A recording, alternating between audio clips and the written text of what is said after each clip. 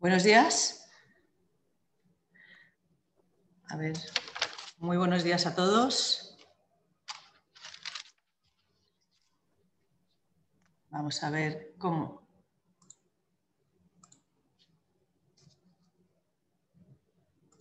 A ver. Ya veo que os vais conectando. Buenos días a todos. Bienvenidos. Mientras os vais conectando, os voy a recordar, me imagino que no tiene pérdida, pero os recuerdo que estáis en la jornada que organiza APA sobre cuestiones prácticas de la aplicación del Decreto Ley 1420 de energías renovables en la Comunidad Valenciana. Muy buenos días a todos. Pues nada, mientras os vais uniendo os voy a ir recordando cómo va a funcionar este webinar. Sabéis que estamos celebrando pues muy periódicamente pues, muchos webinars con distintas temáticas muy relacionadas y de actualidad del sector de las energías renovables. Podéis daros la bienvenida en la caja donde pone chat. Ahí nos encantará ver que os unís, os presentáis y si nos decís de dónde venís. Yo al final me encanta decir, pues se han conectado desde Madrid, Comunidad Valenciana, que espero que os unáis mucho, hasta Singapur, América, a veces México. Vamos, es impresionante la suerte y la ventaja que tienen estos temas online. Y bueno, si tenéis preguntas, también en la caja donde pone preguntas y respuestas, ahí es mucho mejor que las pongáis ahí porque en el chat se podrían perder. Entonces ahí las voy siguiendo e iremos preguntando conforme terminen la exposición los ponentes e iré yo preguntando a los ponentes. ¿Y qué más? Comentaros que la próxima jornada va a ser el martes 9, que va a hablar sobre lecciones aprendidas de las subastas renovables, que como sabéis se celebran el 26 de enero, y vamos a analizarlas, vamos a desmigarlas. Y bueno, sabéis que es un webinar gratuito para los socios y bueno, pues con un precio reducido para los no socios, creo que es 50 euros más IVA. Y bueno, pues en cualquier caso, en la página web podéis ir siguiendo, porque las vamos colgando ahí, en las próximas jornadas que vamos organizando. Y bueno, yo creo que ya hay como casi 100 participantes. Pues nada, vamos a dar lugar ya a la introducción ya más elegante.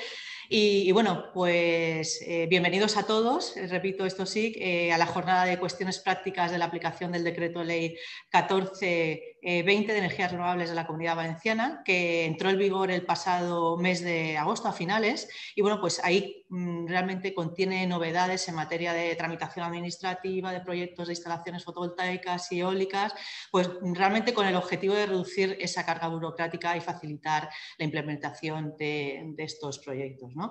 Y la verdad es que para mí es un honor estar en esta jornada y ser la moderadora de esta jornada con un elenco de grandes profesionales de Garrigues que bueno, pues nos van a desmigar este decreto ley. Y bueno, pues nos darán un enfoque muy interesante, muy práctico. Vais a ver que lo que pretendemos es que sea muy ágil dentro de lo que es una legislación, ¿no? Pero ya veréis que bien lo han organizado porque se trata de hacerlo muy ágil y bueno, pues van a abordar aquellos artículos que más confusión generan en la práctica y bueno, pues van realmente a darnos a conocer cómo os puede repercutir esta normativa, ¿no? A los que desarrolléis proyectos y cómo se aplica, etcétera. Y bueno, pues para ello nos van a acompañar, os voy a presentar José Vicente Belenguer, que es socio de Garrigues y ha ejercido como letrado de la Generalitat Valenciana antes de incorporarse a Garrigues y cuenta con una experiencia de más de 30 años en el ámbito de derecho público y regulatorio. Muchas gracias, José Vicente. En segundo lugar, José Segarra, que también es socio, que cuenta con una experiencia de más de 20 años en el ámbito de derecho público y cuenta con una dilatada también experiencia en dicha área, así como también en el área de medio ambiente. Genial, la verdad es que tener abogados que controléis y seáis conocedores de medio ambiente nos ha costado muchos años para que así sea en el sector, o sea que es una suerte para APA teneros y estar en esta jornada. En tercer lugar está Sabrina Razlav, espero haberlo pronunciado bien, Sabrina, que es asociada senior del Departamento de Derecho Público. Cuenta con más de 10 años de experiencia en el ámbito de las energías renovables y medio ambiente. Muchas gracias, Sabrina. Y por último, y no por menos importante, Ignacio Giner, que es asociado del departamento del mismo al cual se incorporó de forma reciente procedente del despacho de Watson Alfarri y Williams, donde ha participado en distintos proyectos de energías renovables. Y antes de yo molestar, porque yo no quiero molestar una vez que les doy la palabra, van a hablar, digamos que de 4 temas, 4 pilares principales. Van a hablar de la aclaración de interés estratégico y consecuencias en la priorización de la tramitación. También van a hablar de cuestiones novedosas en la tramitación administrativa de proyectos, así también como criterios de localización de proyectos y su compatibilidad urbanística. Y en cuarto lugar, van a hablar del sobredimensionamiento de líneas eléctricas en un 200% y su encaje con la normativa estatal. Pues yo no me voy a dilatar más en mi introducción, que si no me vais a poner en la lista negra. Y sin más, doy paso a José Vicente, que creo que es el primero que va a hablar. Y entre ellos veréis que va a haber una dinámica muy ágil y que nos van a contar todos estos principales temas de una manera muy dinámica y va a crear mucho debate. Os animo a que os presentéis y a hacer preguntas y respuestas. Pues nada, ya me callo aquí. Gracias, José Vicente. Muchísimas gracias, Lucía. Muchísimas gracias a APA por la organización de este webinar en nombre del Grupo de Regulatorio de Energía de Garrigues en la Comunidad Valenciana y Murcia, que tengo cada día la mayor satisfacción en coordinar. Y que desde este curso hemos potenciado con la integración en el mismo de la nueva incorporación de Nacho Giner, que nos viene a sumar a nuestro equipo su expertise en esta materia. Gracias también a todos los asistentes y, si me lo permiten, sin más preámbulos, comenzaré con una breve introducción del contenido del Decreto Ley 14/2020, cuya aplicación práctica es la que nos ocupa en esta mañana. Bien, como todos sabéis, el pasado 29 de agosto entró en vigor el decreto por el que se introducen medidas de fomentos de la energía renovable en la Comunidad Valenciana. Norma que contiene novedades relevantes y, desde luego, que podría considerarse como que es el intento de la Generalitat en adaptar su normativa para que la misma no sea un obstáculo al cumplimiento de los requisitos legales establecidos en el Real Decreto Ley 23/20. No obstante, su regulación deja abiertas algunas incógnitas que son las que, desde un postulado práctico, trataremos de analizar a lo largo de esta exposición. Digamos, como punto de partida, que a nuestro juicio, a juicio del grupo que formamos los profesionales que estamos aquí hoy explicando nuestra visión del decreto ley, es una norma que merece una valoración positiva por su valentía, porque es una iniciativa de nuestra comunidad autónoma que no tiene equivalente en otras comunidades y que, sin duda, incorpora medidas interesantes como puede ser la prioridad de la tramitación administrativa de los proyectos fotovoltaicos y eólicos o el impulso al autoconsumo u otras similares. Sin embargo, también convenimos en que es una norma que no se ha librado de algunas críticas por parte del sector que nosotros, algunas de ellas, compartimos, ¿no? Quizá, por poner una en el inicio de nuestra exposición, nos sumaríamos a la crítica que se ha hecho del decreto en el sentido de que es poco innovador en una materia tan conectada con su regulación como puede ser la materia urbanística. Y es que, ciertamente, podríamos considerar que el decreto ha desaprovechado una oportunidad que podía haber sido muy interesante, de haber dado un paso al frente y haber considerado que la generación de energía renovable podía ser un uso propio en el suelo no urbanizable. Sin embargo, no lo ha hecho.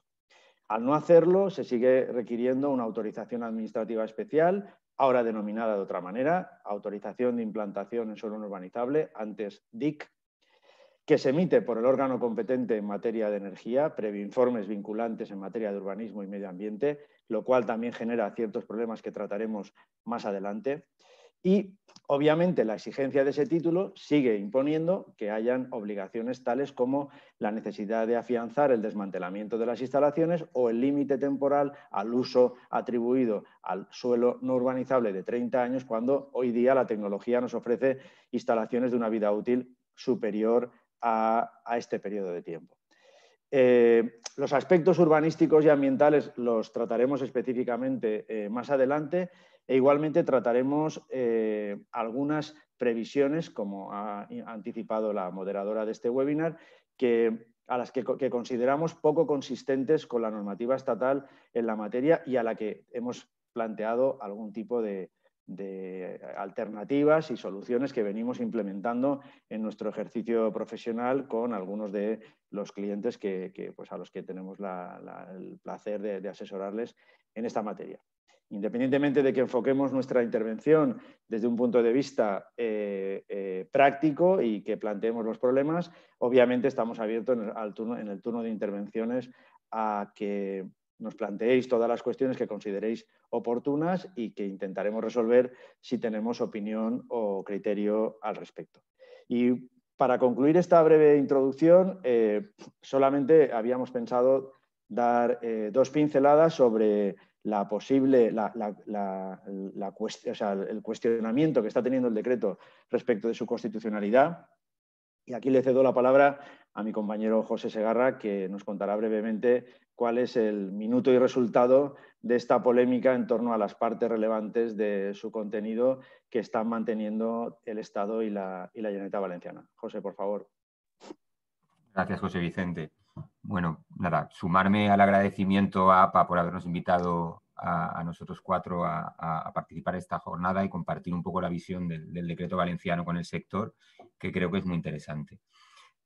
Bueno, yo simplemente, de modo complementario a lo que había dicho José Vicente, quería hacer tres valoraciones. La primera de ellas sobre la aplicación del decreto, ¿no? La primera de ellas, y yo creo que es la más relevante, que ya ha introducido José Vicente, es un tema que clarísimamente va a afectar a la aplicación del decreto ley, ¿no? Yo creo que es público, porque ha salido en los medios de comunicación, las discrepancias que ha planteado la Administración General del Estado respecto de 13 artículos del decreto ley.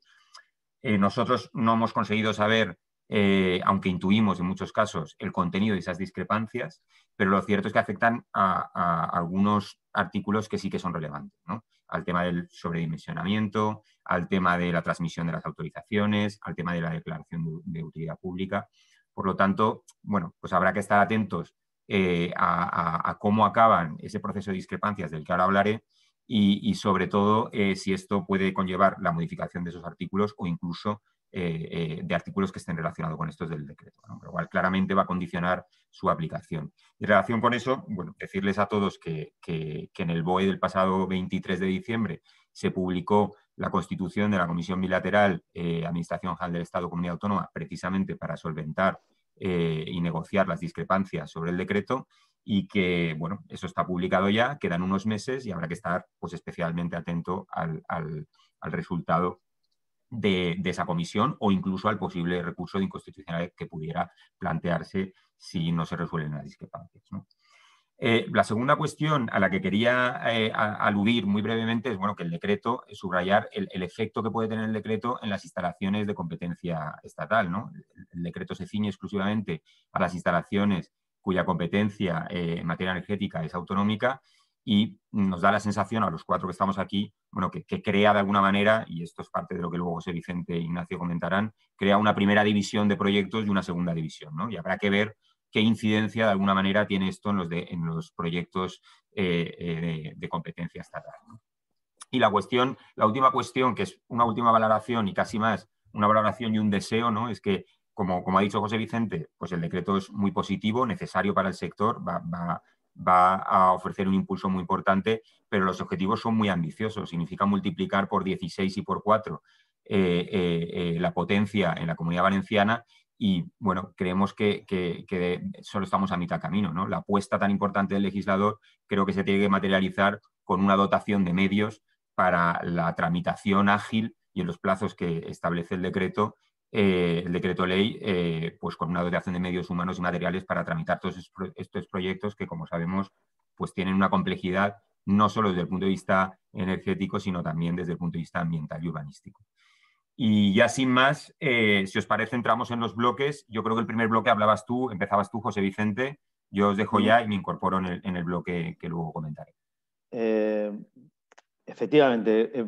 Vamos a comenzar el análisis del práctico, del contenido del decreto, y me corresponde en este turno de intervenciones que nos hemos asignado el hablar en primer lugar de la declaración de interés estratégico para la Comunidad Valenciana de estos proyectos que se regula en el artículo 3 del decreto.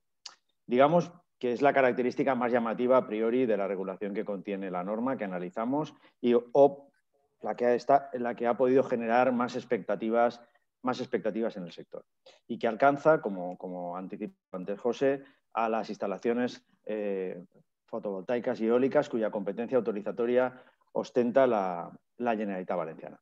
Evidentemente, parece claro que la Generalitat ha pretendido con esta norma ofrecer una ventaja competitiva a los proyectos que se pretendan implantar en la Comunidad Valenciana sobre los que ostenta competencia autorizatoria frente al resto, y quizá puede ser un motivo por el que el promotor pueda preferir radicar aquí una instalación de menos de 50 megavatios. Por eso nos parece interesante conocer qué significa esa declaración y qué beneficios otorga.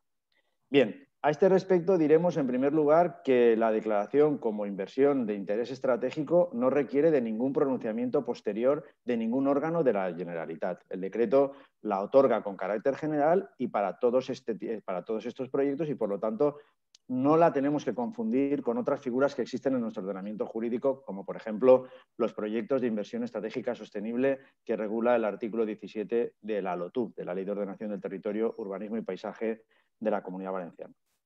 En segundo lugar, que los beneficios que otorga esa declaración son dos: el impulso preferente y la prioridad en la tramitación. Primero de ellos, el impulso preferente, digamos que es una medida de carácter interno de la Administración de la que podemos esperar escasa o nula repercusión práctica para los promotores de este tipo de instalaciones.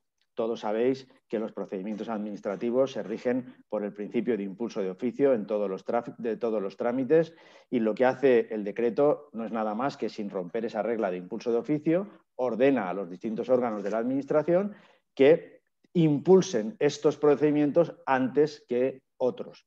Pero, como decía, no esperemos grandes consecuencias prácticas, porque el incumplimiento de esta directriz no tiene consecuencias respecto del procedimiento, sino únicamente una hipotética repercusión sobre el funcionariado encargado de su tramitación, que obviamente la tenemos que prácticamente descartar.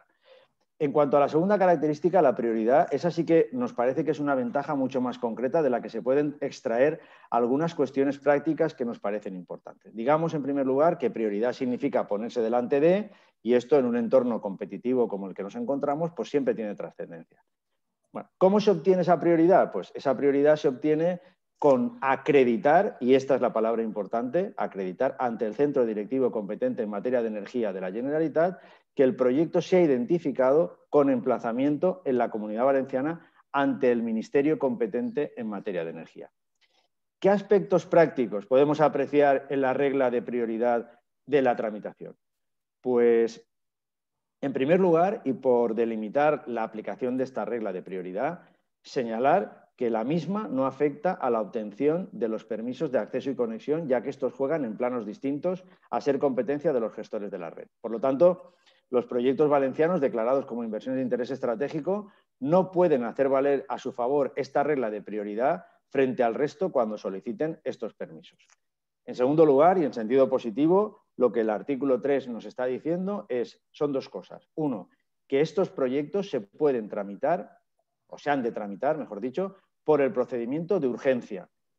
Esta referencia nos lleva al artículo 33 de la Ley de Procedimiento Administrativo Común, que implica la reducción a la mitad de los plazos establecidos para la tramitación. Y además, aparte de la aplicación del procedimiento de urgencia, se establece en el decreto una reducción de las tasas asociadas a la tramitación de este tipo de solicitudes. En definitiva, la norma lo que está pretendiendo es obtener para estos proyectos recortes de tiempo en tramitación y de costes.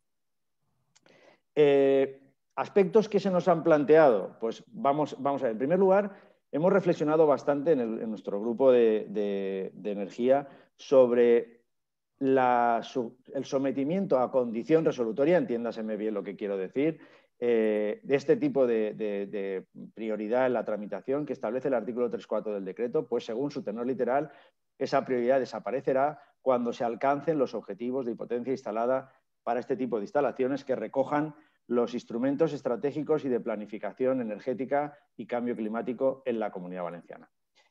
Hemos debatido mucho si esto tiene sentido, limitar la urgencia al alcanzar estos objetivos o no la tiene, y ciertamente vemos que existen razones básicamente relacionadas con la ordenación del territorio que la podrían justificar, aunque si lo analizamos desde la perspectiva sectorial, la medida tiene menos justificación y quizá hubiera sido más razonable declararlos en todo caso como prioritarios, no limitarlos a este alcance de la potencia instalada.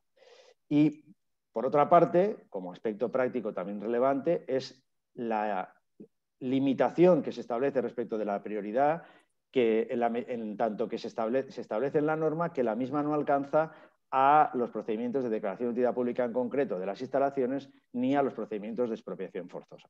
Otro aspecto que, a nuestro modo de ver, tiene difícil comprensión, porque si bien es claro que se excluye en aras a preservar la garantía de las personas afectadas, que no vean reducidos los plazos de tramitación y que, por lo tanto, puedan formular sus alegaciones en el plazo general establecido para estos procedimientos, consideramos que esto se podía haber conseguido sin haber eliminado la tramitación prioritaria de estos expedientes.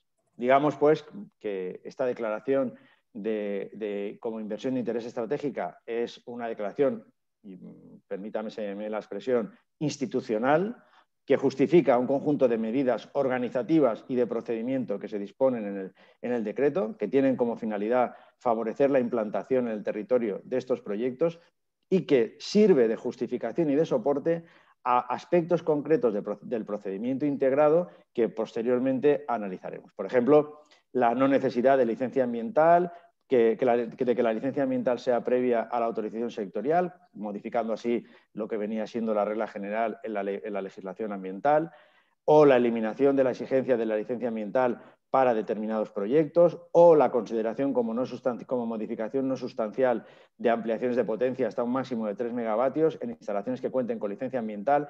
Son todo medidas que podríamos decir que implican cierta discriminación positiva en el ordenamiento jurídico valenciano para los proyectos de energías renovables, si se comparan con otros proyectos que tramita la Generalitat y que quizá por eso requerían de una manifestación expresa y clara en una norma con rango de ley del carácter estratégico de los mismos. Aquí le paso la palabra a Nacho, porque nos planteará ahora algún aspecto muy concreto derivado de esta declaración de interés estratégico. Nacho, cuando quieras. Gracias, José Vicente. Bueno, pues tras esta introducción sobre el artículo 3, yo voy a abordar ahora un par de potenciales, futuros o eventuales conflictos que hemos identificado en la aplicación de esta norma, ¿no? Bueno, pues si bien es cierto que el apartado 1 indica que los proyectos fotovoltaicos y eólicos de competencia autonómica tendrán un impulso preferente en la tramitación administrativa, el apartado 2 dice que tendrán prioridad dentro de este perímetro aquellos proyectos con ubicación en la Comunidad Valenciana y que sean seleccionados en procedimientos de concurrencia competitiva a la producción de energía eléctrica, es decir, las subastas. Hasta aquí todo bien. Sin embargo, si atendemos a cómo la norma requiere a los promotores acreditar este punto, podemos ver que se señala que el promotor tendrá que acreditar que el proyecto, y aquí viene la palabra que induce a problema, se ha identificado con emplazamiento ante el Ministerio competente en materia de energía. Insisto, la palabra que dice el decreto es identificar. Esto puede dar lugar a problemas, en tanto en cuanto el adjudicatario de la subasta tiene la posibilidad, tal y como ocurrió en la última subasta energética convocada en 2017, de, sobre la base del artículo 14.4 de la orden 1161/2020, identificar proyectos en preasignación incrementados hasta en un 50% de la potencia adjudicada. Lo cual básicamente viene a significar que si yo soy adjudicatario de 100 megas e inscribo mi 100% de potencia, más tarde, en concreto hasta los 6 meses desde la publicación de la inscripción en preasignación, yo puedo identificar un proyecto de 50 megas en la Comunidad Valenciana y otros 2 proyectos de la misma potencia en otras 2 comunidades autónomas. Si hago esto, cabe la posibilidad de que finalmente acabe inscribiendo en el registro electrónico de régimen económico de energías renovables en estado de explotación mis 100 megas, es decir, mis 2 proyectos de las otras 2 comunidades autónomas. Y sin embargo, el proyecto de la Comunidad Valenciana de 50 megas ha obtenido prioridad en su tramitación administrativa con respecto de otros proyectos, sin finalmente ser beneficiario de los derechos de la subasta.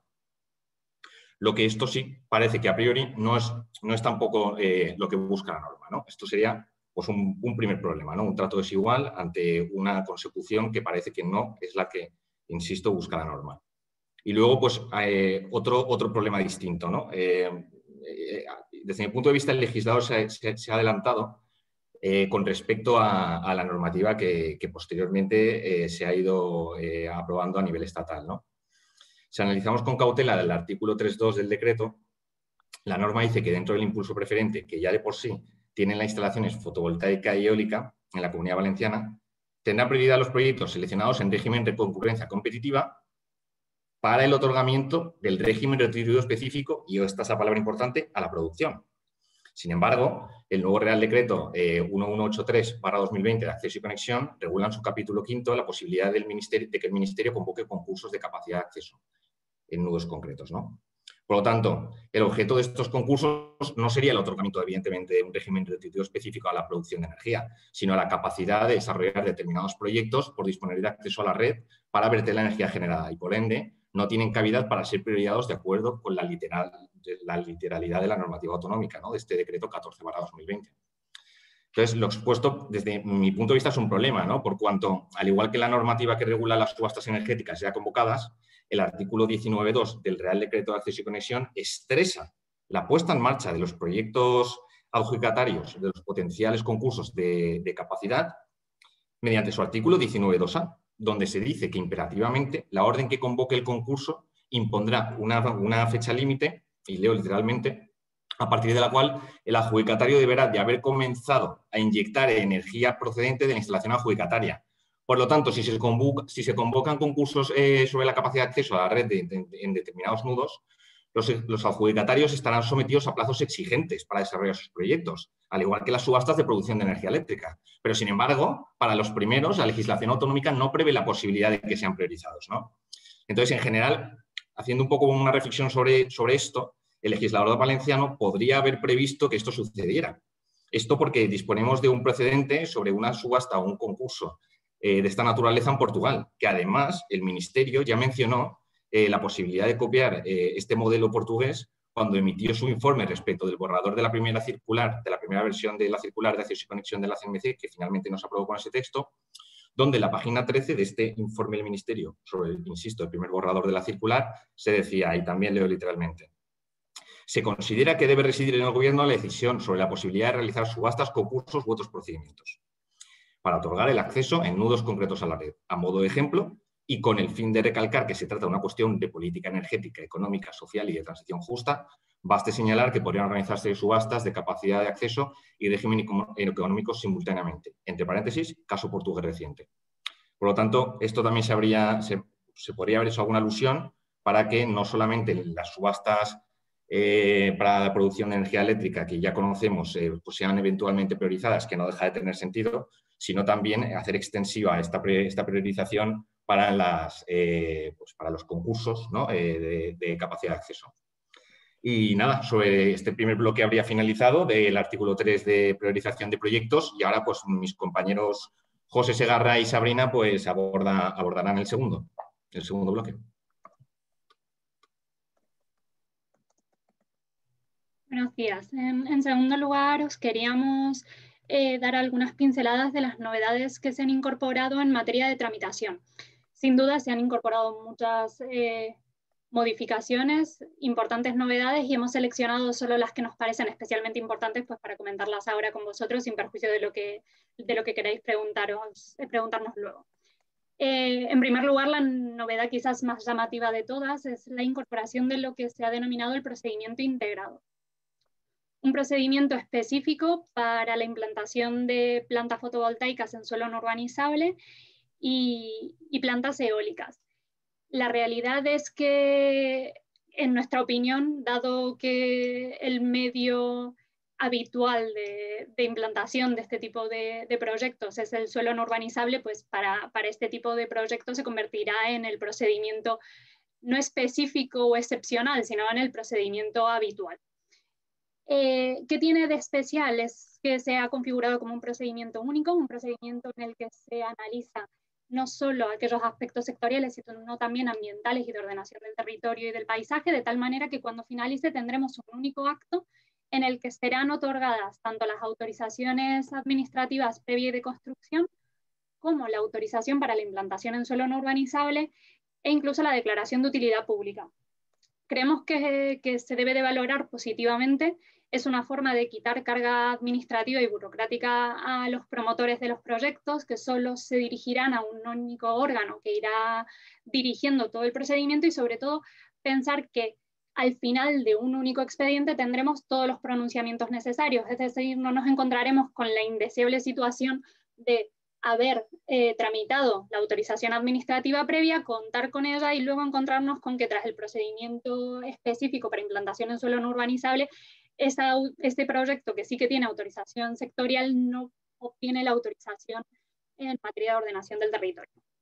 Por lo tanto, sí que creemos que debe ser positivo, y lo único es que necesita pues la dotación de medios e incluso quizás una serie de protocolos e instrucciones concretas a las consellerías que van a participar para que puedan implantarlo de forma efectiva y eficiente.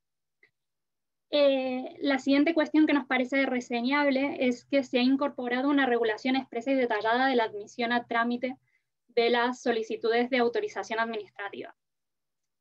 Evidentemente el legislador valenciano está reaccionando a la previsión del Real Decreto Ley 23/2020, que erigió en un hito administrativo el acreditar la admisión a trámite de la autorización administrativa previa, y era un trámite dentro del procedimiento que no estaba regulado y que desde luego en los promotores y en nosotros nos suscitó muchísimas dudas.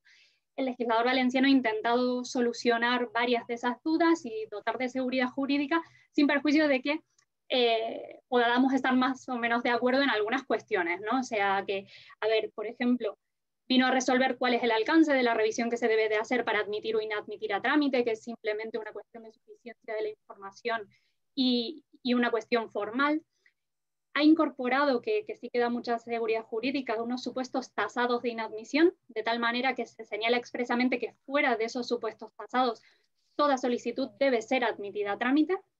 Por lo tanto, debemos de atender a dichas cuestiones, asegurarnos de que nuestras solicitudes cuentan con todos esos puntos y que no incurrimos en ningún caso en los supuestos de inadmisión. Llamaros la atención de que no son los mismos los supuestos de inadmisión del procedimiento general que del procedimiento integrado, ¿vale? Para tenerlo en cuenta, y también que en el caso del procedimiento general que se regula en el decreto 88/2005 hay un supuesto de inadmisión que está fuera de este listado, que está en un apartado anterior, que es el de no acompañar el resguardo del pago de la tasa administrativa, ¿vale? Que puede llevar a confusión, y es importante que lo tengáis en cuenta. Lo más relevante quizás sería el hecho de que sea sometido a plazo, que no teníamos un plazo para la admisión a trámite. Entonces, ahora la administración cuenta con un plazo de 2 meses para emitir esa decisión. En nuestra opinión, y simplemente es nuestra opinión, nos parece un plazo que se dilata un poco más de lo deseado. 2 meses parece que podría haber sido suficiente con un plazo menor. Y especialmente teniendo en cuenta que se prevé al menos un supuesto expreso de suspensión, que es el hecho de que se requiera la subsanación de la documentación presentada. Durante el plazo que tarde el interesado en presentar la subsanación estará suspendido. Y luego también tenemos la previsión de que se pueden solicitar informes al resto de órganos administrativos que tengan que informar que tengan que pronunciarse durante el procedimiento. Quizás el más relevante o el que se nos viene primero a la cabeza es el Departamento de Impacto Ambiental, ¿vale? Para que se pronuncien sobre si la documentación que se ha presentado es o no suficiente. Durante el tiempo que se emita ese informe por los otros departamentos, nos preguntamos si también ocurrirá que se suspenda el plazo para la admisión a trámite. Es algo que nosotros sí que tenemos visto que sucede así en la Generalitat Valenciana para otros procedimientos, en otras materias, y claro, podría llegar a desactivar este plazo de 2 meses. Por último, se ha incorporado, que tampoco teníamos hasta ahora, el sentido del silencio. De tal manera que transcurrido este plazo de 2 meses, la norma establece que se entenderá denegada la admisión a trámite, ¿vale? Es un silencio negativo, a los efectos, y lo dicen expresamente, de recurrirlo. Claro, aquí nos surgen dos ideas, ¿no? Por un lado, ¿era realmente necesario en el supuesto de admisión a trámite, que en ningún caso prejuzga si se concederán o no las autorizaciones, prever un silencio administrativo negativo? ¿No hubiera sido mejor un silencio administrativo positivo que permitiera la continuación del expediente cuando realmente no tiene ningún efecto sobre la concesión de la autorización? En nuestra opinión debería haber sido así. De hecho, si pensamos en el Real Decreto, en el reciente el 1183-2020, aunque para el permiso de acceso, el legislador estatal sí que ha previsto ese silencio administrativo positivo en el caso de la admisión a trámite. Y por otra parte, el efecto práctico, es decir, ¿qué gana el promotor pudiendo recurrir a los 2 meses la inadmisión a trámite si tenemos un plazo de 6 meses para acreditar la admisión a trámite para no perder el permiso de acceso? Realmente creemos que el efecto práctico no es el deseado, sino todo lo contrario. No obstante, sin perjuicio de estos matices, sí que creemos que el esfuerzo del legislador por regular este trámite viene a intentar dar seguridad jurídica al sector ante el estrés de los plazos que ha introducido el Real Decreto Ley 23/2020. Y por último, en tercer lugar, os queríamos llamar la atención también sobre los requisitos de disponibilidad de los terrenos, que se han incorporado también con el Decreto Ley 14/2020. Se incorporan en 2 fases. Por un lado, en la admisión a trámite, únicamente en el caso del procedimiento integrado. En el procedimiento integrado, concretamente lo que se dice es que entre la documentación obligatoria, que es la del anexo 3, debe estar la acreditación de que se dispone o el compromiso de disponibilidad del 25% de los terrenos que se pretende ocupar. Y consecuentemente se prevé como un supuesto específico expreso de inadmisión de la solicitud el hecho de no acompañar esta acreditación.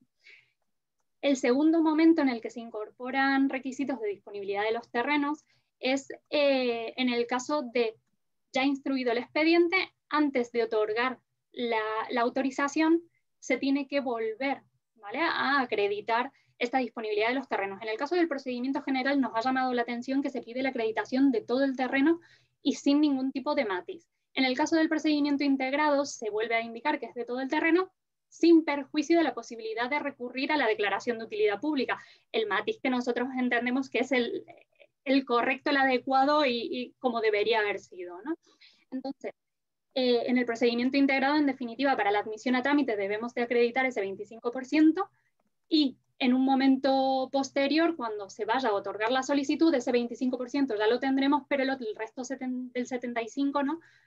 Podremos directamente recurrir a la declaración de utilidad pública, que además estará incorporada al acto de finalización de este procedimiento integrado. En este sentido, simplemente entendemos y sabemos que se trata de evitar o erradicar la especulación en el sector. No obstante, esta medida que ya se había intentado incorporar en lo que es el sector estatal, en la circular que estaba preparando la CNMC para permisos de acceso y conexión, se previó en su primer borrador, en el de julio de 2019, el requerir que se acreditara la disponibilidad de los terrenos.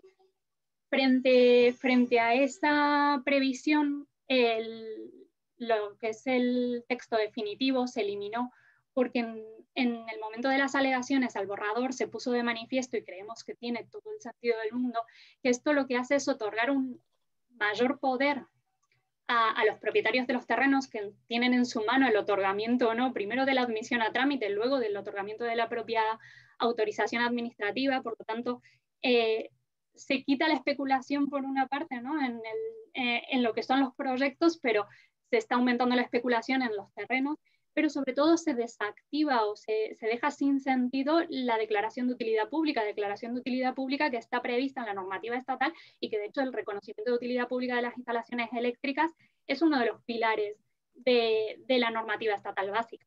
En todo caso, y mientras que siga en vigor y este artículo no se modifique, simplemente debemos de tenerlo en cuenta porque yo digo, es un requisito exigible y un supuesto de inadmisión a trámite de las solicitudes de autorización administrativa previa, construcción y de emplazamiento en suelo no urbanizable. Dicho esto, mi compañero José quería añadir 2 pinceladas más. Sí, muy brevemente. Les pido a todos disculpas porque en la plaza del ayuntamiento, que es donde está nuestro despacho, algo debe haber pasado en la calle que están pitando sin parar, así que si hay algún problema de audio, pues intentaré moverme a otro sitio. Simplemente 2 apuntes muy breves respecto de 2 cuestiones que nos parecen importantes resaltar de la tramitación, ¿no? Complementarias a lo que ha comentado mi compañera Sabrina.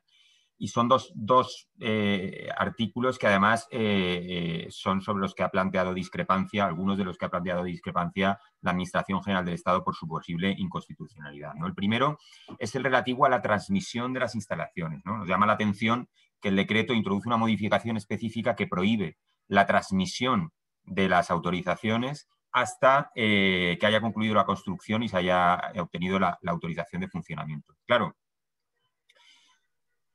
intentamos interpretar que esto supone un intento del legislador por prohibir la especulación, ¿no?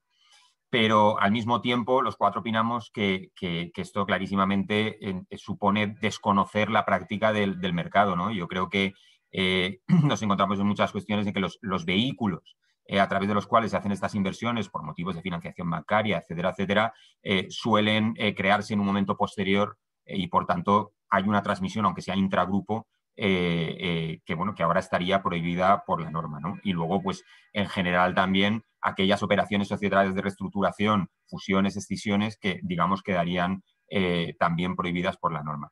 Es verdad que habrá que ver cuál es la interpretación que la Generalitat Valenciana le da a este precepto, en la medida en que, bueno, en otras legislaciones, como la de contratos, etcétera, etcétera, sí que es verdad que han habido interpretaciones donde los movimientos dentro del grupo de sociedades no se consideran estos efectos de transmisión. Pero lo cierto es que el artículo dice lo que dice, no distingue y prohíbe cualquier tipo de transmisión, lo cual a nuestro juicio pues es un error y va a obligar a todos los promotores a que con anterioridad a iniciar la tramitación de los procedimientos piensen muy bien cómo estructurar societariamente la inversión en este tipo de proyectos, ¿no?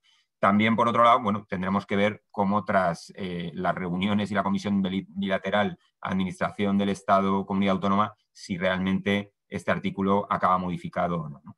Y el siguiente, ya muy brevemente, el siguiente aspecto que quería resaltar también, y que es otro artículo que está en discrepancia entre las 2 administraciones, es el tema de la declaración de utilidad pública. Si se fijan, el artículo 27 prevé como criterios a valorar, sin dar mucha más explicación, para otorgar la declaración de utilidad pública a efectos expropiatorios, que se prevea que las infraestructuras de evacuación queden abiertas a la cotitularidad de otros generadores y además que se adopte el compromiso durante toda la vida útil de la instalación de que esa energía será ofertada en el mercado organizado de producción de energía eléctrica. Claro, obviamente, yo creo que en este caso la posible inconstitucionalidad está clara, ¿no? En la declaración de utilidad pública es ex lege, es decir, está prevista en la propia ley, no depende de ningún criterio. La propia ley establece que las instalaciones de energía eléctrica tienen ex lege la utilidad pública. Por lo tanto, no parece que se compadezca con lo que dice la legislación estatal y además creemos que introduce un factor subjetivo de valoración y discrecional para otorgar esa declaración de utilidad pública que tampoco terminamos muy bien de entender, ¿no? Entonces, bueno, también habrá que estar atento a ver cómo acaba la configuración de este artículo, bueno, pues tras esta comisión bilateral que ahora mismo está funcionando, ¿no? Y yo, por mi parte, Sabrina, si tú no tienes nada más que añadir en la parte de tramitación, pues paso directamente a la parte del bloque de los criterios de compatibilidad urbanística y criterios ambientales en lo relativo a la localización de proyectos, que si les parece voy a empezar yo y luego mi compañera Sabrina hará alguna aportación adicional, ¿no?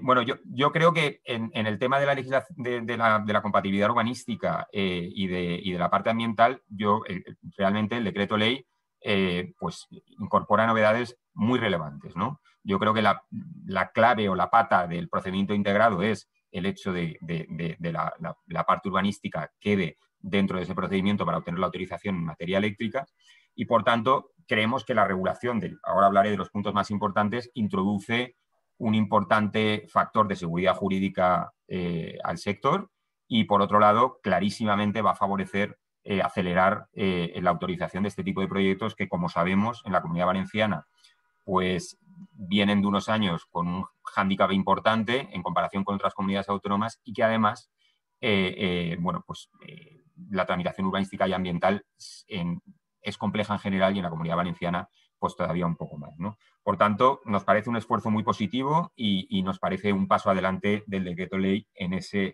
sentido. Yo, más que exponer toda la parte urbanística, en filosofía un poco de cómo hemos diseñado la charla, me gustaría incidir en 3 o 4 aspectos que consideramos relevantes o que, bueno, creemos que puede suscitarse alguna duda, ¿no?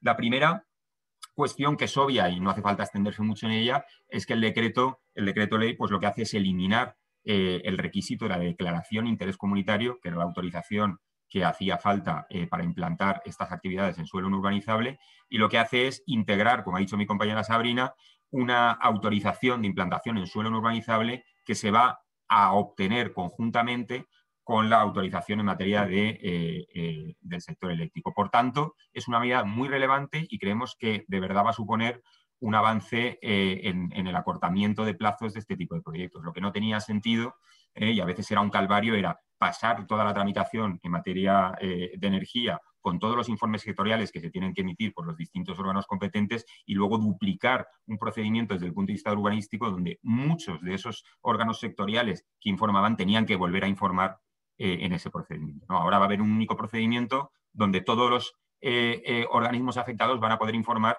al proyecto en su conjunto, tomado en consideración la parte energética, la parte ambiental y también la parte urbanística, ¿no?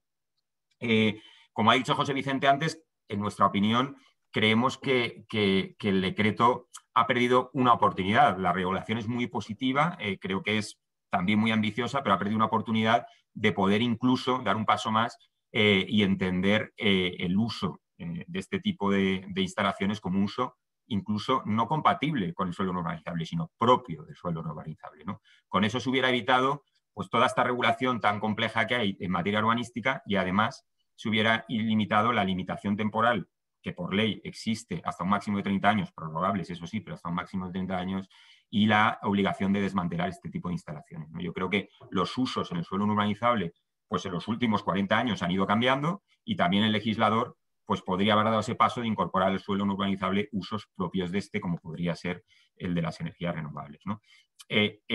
Probablemente hubiese sido necesario pues, una modificación legislativa más ambiciosa, porque habría que haber tocado en la legislación urbanística, etcétera, pero bueno, lo dejamos ahí. Yo creo que el decreto ley ha dado un paso intermedio, pero que yo creo que va a ser, desde luego, muy positivo.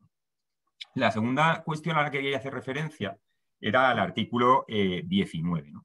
El artículo 19 incorpora una regla que a mí me parece que tiene una importancia trascendental en el decreto y además que creo que tiene una importancia mayor de la que en un principio nos podría parecer, ¿no? Por lo menos a los que estamos acostumbrados a tramitar proyectos sobre suelo no urbanizable, ¿no? Lo que dice es que que este uso, el de parques eólicos, de centrales fotovoltaicas, se deberá entender compatible con cualquier suelo no urbanizable que no contemple expresamente como uso incompatible este tipo de instalaciones. ¿Qué quiere decir esto? Dicho de otro modo, que la regla será que, a falta de previsión expresa, en sentido contrario, habrá que entender que este tipo de instalaciones son compatibles con el suelo no urbanizable.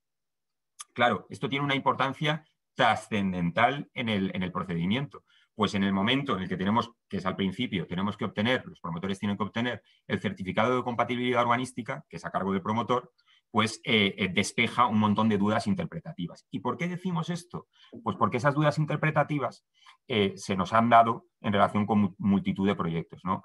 En determinados ayuntamientos, además muchos de ellos sin los medios adecuados o en la propia Generalitat Valenciana, ha existido una corriente de interpretación que para la implantación de usos en suelo no urbanizable, aun cuando fuera con declaración de interés comunitario, era necesario era necesario que estuviera como compatible el uso específico, ¿no? En este caso, el de las energías renovables. Pues bien, el decreto, digamos, que en ese sentido, el decreto ley da un golpe en la mesa y despeja cualquier duda interpretativa diciendo, no, cualquier uso, siempre y cuando no esté previsto como incompatible expresamente, ha de entenderse compatible, ¿no?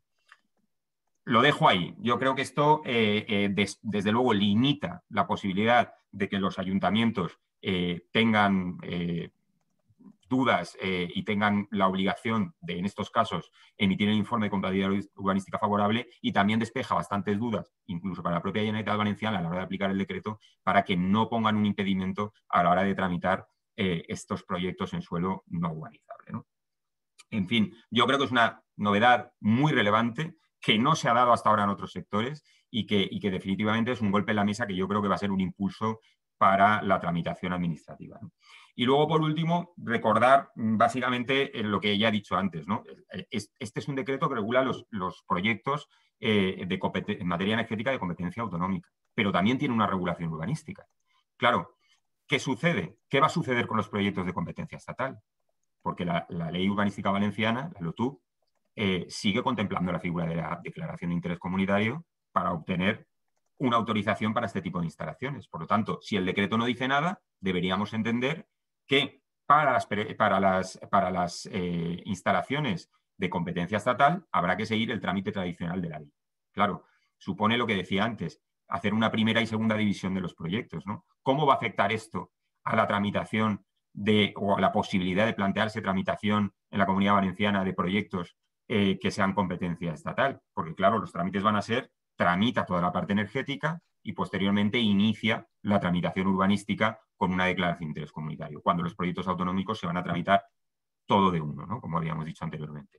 Bueno, lo dejo ahí, ya veremos cómo esto afecta a ese tipo de proyectos, incluso desde el punto de vista de la fragmentación, ¿no? También podría haber ahí un problema desde el punto de vista de la fragmentación. Pero bueno, en definitiva, en la parte urbanística creo que el legislador ha dado un paso adelante muy importante, que va a dar muchísima seguridad jurídica y que, más allá de estos matices que he hecho, incluso va a evitar mucha conflictividad alrededor de este tipo de proyectos, que hace pues, que determinadas asociaciones hagan alegaciones y metan, digamos, recursos dentro de esta confusión que había sobre el suelo urbanizable, que ahora el decreto, por lo menos en parte, parece despejar, ¿no?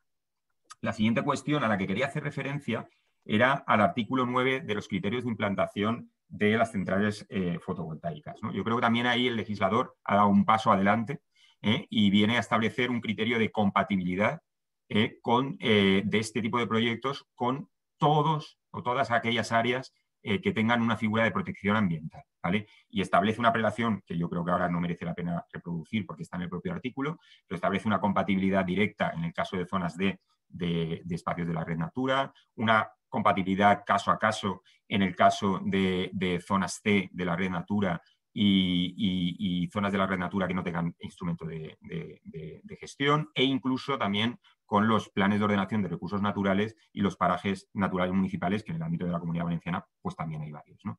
Por lo tanto, digamos que ahí el legislador también ha querido dar un paso adelante y ha dicho, no puede ser el hecho de que haya una normativa sectorial que afecte y que establezca una figura de protección ambiental, no puede establecer un impedimento para el desarrollo de estos proyectos, ¿vale?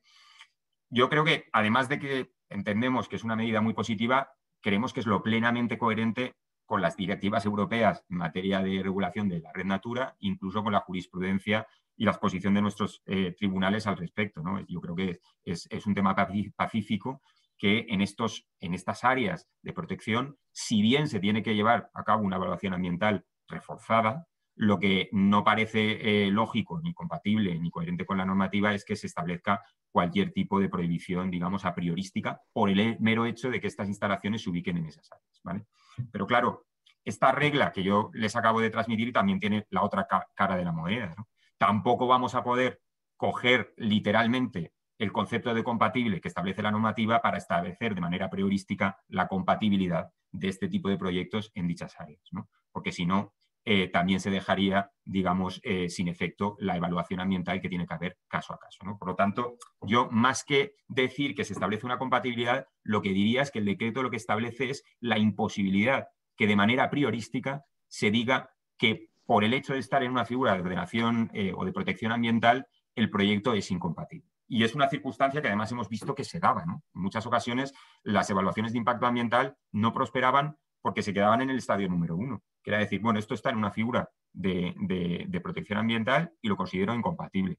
Bueno, no, lo que hay que hacer es ver si es compatible caso a caso, si es compatible el proyecto con el espacio natural afectado, cómo le afecta, si es después de hacer ese juicio de compatibilidad, hacer un juicio de prevalencia. Bueno, en definitiva, yo creo que también es una regulación que da un paso adelante, que pega un golpe encima de la mesa y que despeja muchísimas dudas y también, vuelvo a insistir, también desde este prisma, despeja incluso o quita un montón de conflictividad que había sobre estos temas, ¿no? Todos sabemos pues, que aquí también hay muchos recursos contenciosos administrativos de asociaciones o del propio ayuntamiento que no quiere la implantación de este tipo de instalaciones en sus áreas y pueden, digamos, uno de los argumentos que podían encontrar es que había alguna figura de protección que imposibilitaba la implantación pues, de una central fotovoltaica o de un parque eólico. Pues yo creo que esto lo deja meridianamente claro y lo que habrá que hacer es atender a las circunstancias específicas caso a caso. De hecho, el propio artículo lo dice.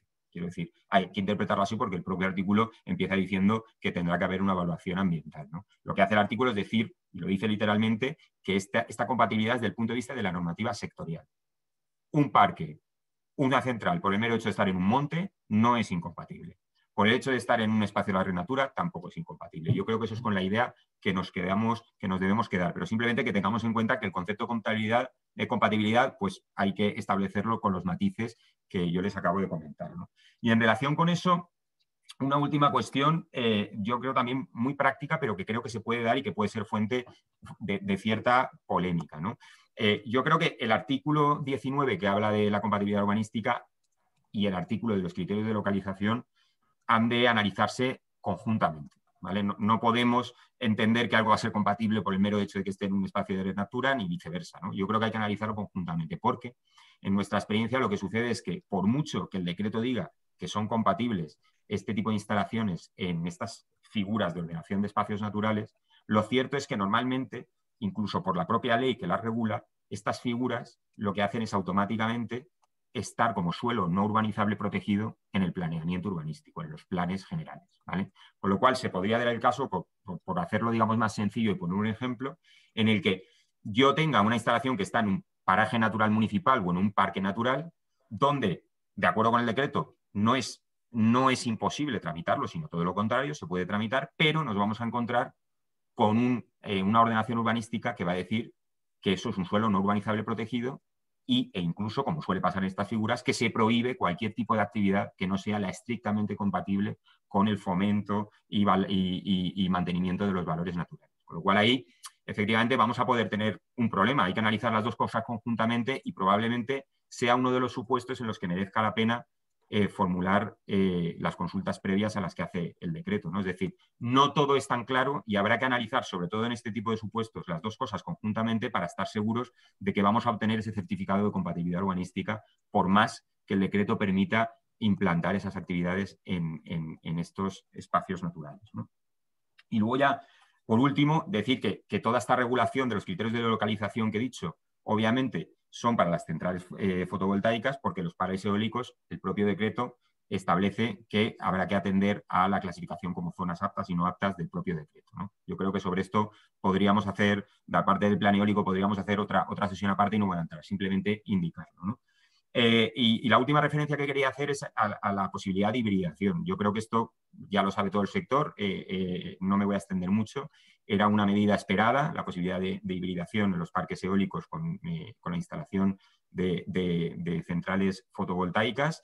Y bueno, desde el punto de vista urbanístico, simplemente decir pues, que la medida del legislador ha sido también valiente, positiva y además coherente, en el sentido de que esas hibridaciones a efectos urbanísticos van a tener la consideración o no van a tener la consideración de una modificación. Es decir, el uso ya está como compatible en el caso de los parques eólicos por la atribución del plan especial y, por tanto, esa hibridación pues, tendrá que tener su tramitación desde el punto de vista ambiental y desde el punto de vista de obtener las autorizaciones en materia de energía. Pero, desde luego, desde el punto de vista urbanístico, el decreto ley se dedica, o sea, se establece, digamos, con una claridad meridiana que no va a haber ninguna traba ese punto de vista. Habrán otras trabas, otras dificultades con el tema del acceso y la conexión, pero desde luego no urbanísticas. Y ya le cedo la palabra porque creo que Sabrina tenía algún comentario en el tema de las consultas previas. Muchas gracias. Y efectivamente, dos pinceladas adicionales. Antes de comentaros sobre las consultas previas, simplemente todos estos criterios de emplazamiento que estaba comentando José, ¿vale? Los previstos tanto en materia de ordenación del territorio como en materia ambiental, son importantes y a tener en cuenta porque, como os comentaba antes, entre los supuestos tasados de inadmisión a trámite, ¿vale? Uno de ellos es que la memoria, que de la memoria o de los documentos se extraigan notoriamente que no se está cumpliendo con esos criterios. Es decir, no son solo criterios orientativos, sino que es importante tenerlos en cuenta y que la documentación que se prepare junto con la solicitud de autorización se acredite que se está dando cumplimiento a estos criterios. Y comentaros también que nos parece muy positivo la incorporación en el artículo 20 de la posibilidad de formular una consulta previa en materia de ordenación del territorio y el paisaje, ¿vale? Nos parece positivo porque efectivamente da seguridad, da mucha seguridad jurídica. Se dice que tendrá una validez de 2 años, no se dice que tiene carácter vinculante, que hubiera sido lo deseable, pero entendemos que de esa validez de 2 años debe de extraerse su carácter vinculante, ya veremos cómo se interpreta.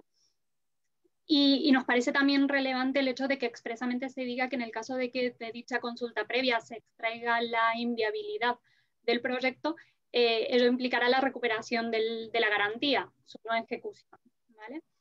No obstante, pues sí que nos parece ambicioso el plazo de 2 meses que se da para emitir la respuesta a esta consulta previa, precisamente por la relevancia que tendrá y sobre todo si entendemos que tiene carácter vinculante, sabemos que la administración pública es muy cuidadosa al emitir este tipo de informes y esperar que se pueda obtener en 2 meses es un poquito ambicioso. Esperamos que se cumpla porque realmente nos parece algo positivo, pero siempre jugando con el estrés de los plazos que ha supuesto el Real Decreto 23/2020. Así que entendemos que será caso a caso que podamos analizar o estudiar qué proyectos requieren de la formulación de esta consulta previa y qué proyectos quizás tiene más sentido pues directamente iniciar el procedimiento. Y con esto cerraríamos también el bloque en relación con urbanismo y medio ambiente y doy la palabra a mi compañero Nacho, que os quería comentar algunas cuestiones específicas. Bueno, abrimos el cuarto bloque y finalizamos la parte expositiva. Ahora introduzco yo la cuestión del sobredimensionamiento, ¿no? Que para aquellos proyectos pues, de una dimensión determinada tiene relevancia. Como habréis podido leer, porque yo creo que es el artículo más sonado, no es el más importante, pero de los más sonados seguro que sí, los artículos 11 y 12 del decreto establecen determinados criterios energéticos específicos para la implantación y diseño de centrales fotovoltaicas y de parques eólicos. Respectivamente, entre los que se incluye la obligación de sobredimensionar las infraestructuras de evacuación hasta la red de transporte o distribución en un 200%. El subyacente de esta obligación, según dispone el articulado, consiste en que dicha infraestructura puede emplearse para futuras ampliaciones o centrales eléctricas. Adicionalmente, se establece que dicho requisito podrá eximirse en casos debidamente justificados en los que no puedan producirse dichas ampliaciones o nuevas solicitudes en las centrales. En primer lugar, y para tratar de entender un poco, porque claro, esto al final entra en vigor en agosto, para tratar de entender qué tuvo el legislador en la cabeza o qué enfoque le quiso dar, hemos hecho un poco una comparativa, ¿no? Con la normativa estatal o al menos con los borradores de los que disponíamos, pues porque se habían tramitado información pública o lo que sea. La primera versión del borrador de la circular de la CNMC, de acceso y conexión, el texto que no ha sido aprobado, sino el primer borrador, en su artículo 16, regulaba que los titulares de las instalaciones de producción ya conectados o con permisos de acceso y conexión concedidos deberán permitir el uso compartido de sus instalaciones de conexión a la red a los titulares de las instalaciones de producción que hayan obtenido con posterioridad permisos de acceso y conexión. O sea, por tanto, en una primera instancia y teniendo en cuenta la regulación original de este instrumento normativo, parece que la redacción actual de los artículos 11 y 12 del decreto sí generaban sentido. ¿no? La ley estatal me obliga a compartir, la ley autonómica me obliga a sobredimensionar para posteriormente compartir. Ahora bien, el Ministerio para la Transición Ecológica y el Reto Demográfico emitió un informe sobre la referida propuesta de circular que en su página 26 valoraba el mencionado artículo 16 que acabo de leer, donde se decía que la CNMC propone que el generador siga siendo el titular de la infraestructura y, a su vez, le obliga a compartir dicha infraestructura. Desde este ministerio se considera que las relaciones privadas entre sociedades deberán regirse por las normas civiles y mercantiles y que la edición de la circular con carácter obligatorio podría extralimitarse de la regulación propia del sector eléctrico. Vale, el ministerio aquí, evidentemente, pone freno a la profundidad normativa de la circular de la CNMC, en tanto en cuanto entiende que traspasa los límites que delimitan el perímetro que comprende el derecho de propiedad privada. A partir de aquí, a partir de dicha advertencia, ¿cómo evoluciona la normativa, ¿no? Los borradores que hemos ido trabajando toda la gente del sector.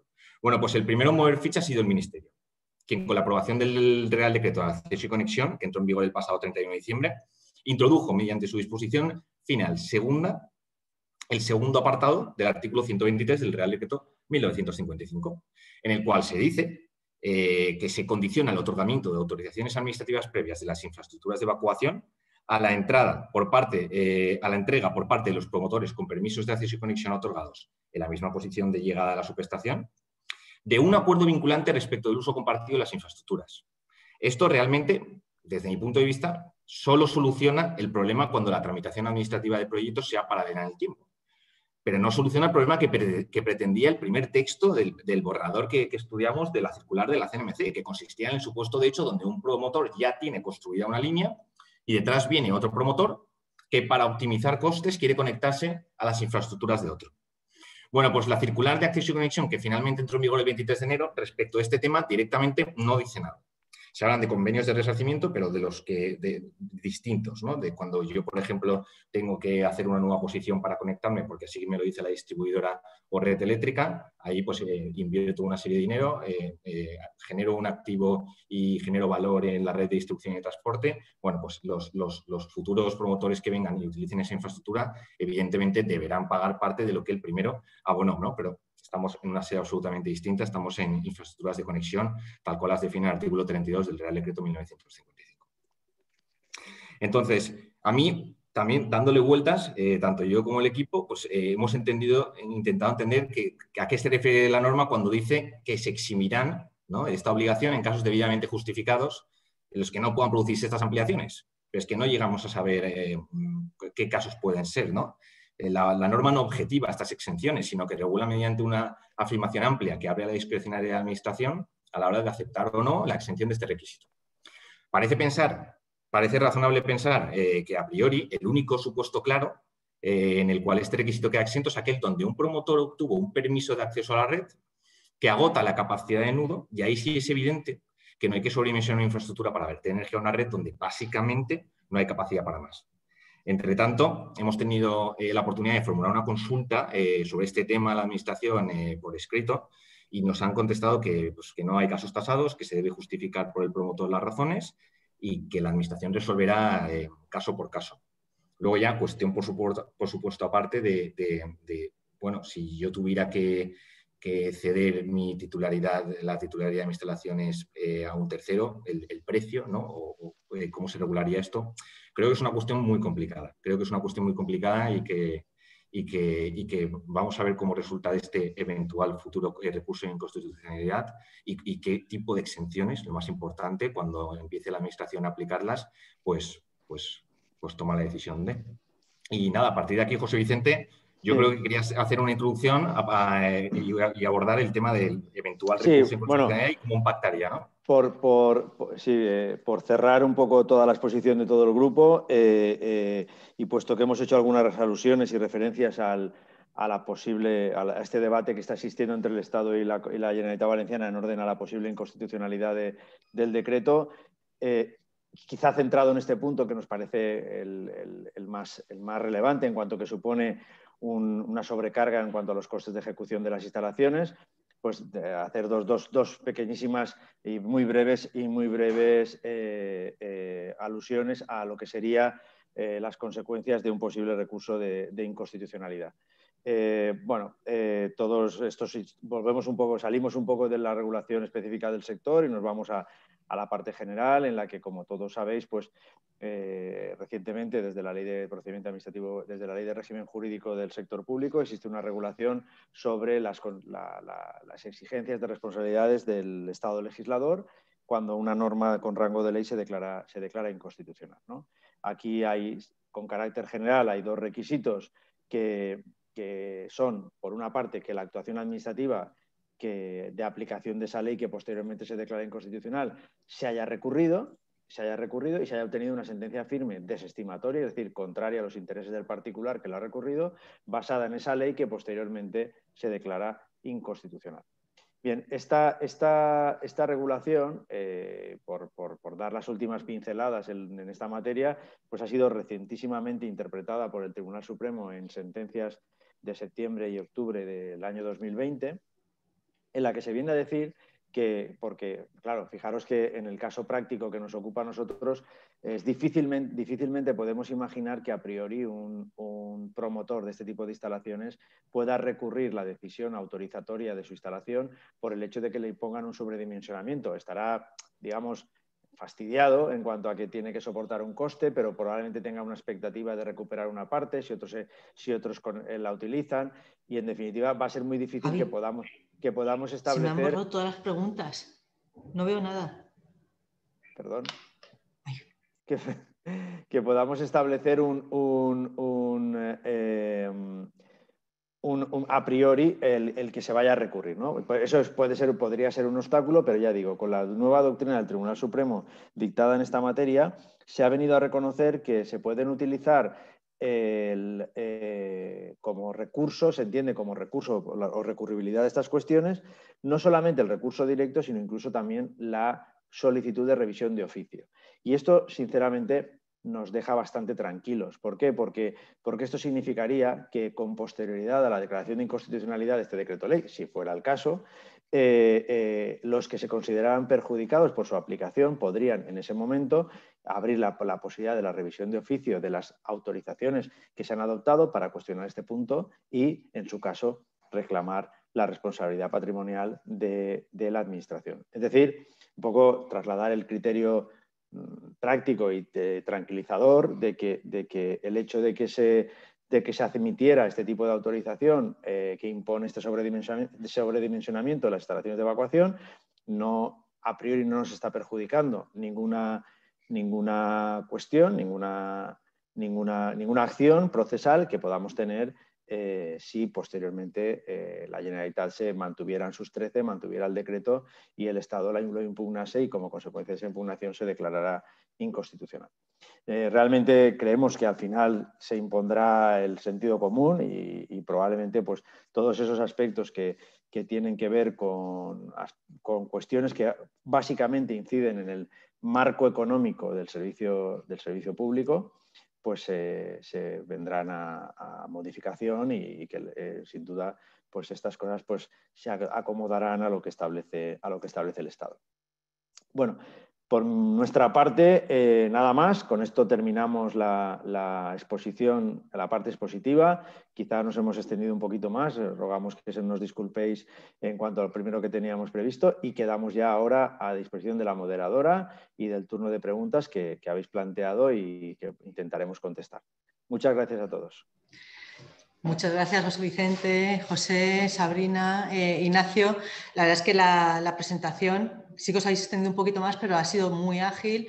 La verdad es que lo habéis explicado muy bien. Para los que no somos abogados y somos ingenieros y nos da un poco de tirria lo de ponernos delante de un real decreto o un decreto, nos pone un poco nerviosos y la verdad es que lo habéis explicado muy bien. También os quiero pedir perdón porque es que ha habido un momento, no sé lo que ha pasado en mi ordenador, temas técnicos, y ha sido mi interrupción que me he ido totalmente del webinar. Eso es lo que pasa los temas del directo. Pero de todas maneras tengo las preguntas aquí preparadas. Y bueno, pues el otro día, lo tengo aquí porque hice un recorte, aquí no sé si se ve muy bien, pero estaba leyendo yo el periódico y en El Economista me llamó la atención porque ponía las renovables valencianas lejos de la meta para el 2020. Y la verdad digo, madre mía, me viene como anillo al dedo para el webinar. Y la verdad es que, bueno, leías Y bueno, pues toda la planificación de energía sostenible autonómico en la Comunidad Valenciana que tenías para el 2020, pues la verdad se queda bastante lejos de cuáles eran las previsiones de tener 790 nuevos megavatios de potencia instalada en el 2020, pues creo que habéis llegado a 94 megavatios más. Lo que sí que digo es que espero que, bueno, pues este compromiso con el decreto 14-2020, y bueno, me imagino que desde estos meses se habrá visto una mejora bueno, pues, o no, en que sea una realidad en los objetivos que se marcan para el 2030, pues que, bueno, pues que realmente este decreto 14 pues sea una herramienta útil para conseguir esos objetivos, ¿no? Entonces, pues esto. Y bueno, y aparte de todo lo que habéis explicado, que bueno, habéis hablado de bueno, pues el interés estratégico ahora de instalaciones, la verdad es que en general grandes, no habéis hablado, la verdad es que del autoconsumo, o sea, ¿cómo, no sé si en algún momento hace alguna mención el decreto al autoconsumo? ¿Cómo valoráis el impacto de esta normativa en el autoconsumo?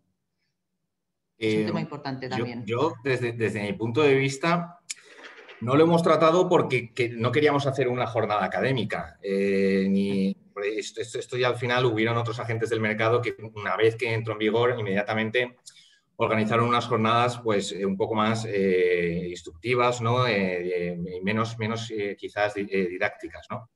Pero vamos, el autoconsumo yo creo que es el gran ganador, ¿no? de este Real Decreto. En las tres patas que más importan al autoconsumo, por un lado vemos que en materia de industria hay una modificación importante en el Decreto Valenciano 88/2005, que determina que están exentas de obtener autorización administrativa industrial a instalaciones de autoconsumo sin excedentes, con independencia de su potencia. Luego, por otro lado, tenemos una bonificación del 100% en las tasas administrativas. Y para introducir este elemento, el legislador pues, también justifica esta medida en su exposición de motivos, pues, diciendo que viene a premiar, ¿no? El modelo de generación distribuida y no tanto descentralizada. Y dice literalmente, independientemente de que esté basado, ¿no? Este modelo centralizado en un modelo de energías renovables. Y por último, el tema urbanístico, ¿no? de licencias. Aquí, pues, al final, creo que se regula en el artículo 14 y no me acuerdo qué apartado concreto del artículo 14, pues lo que viene a decir también es que las autorizaciones municipales de las instalaciones solares en edificaciones privadas existentes se tramitarán mediante una declaración responsable. Poco más se puede decir.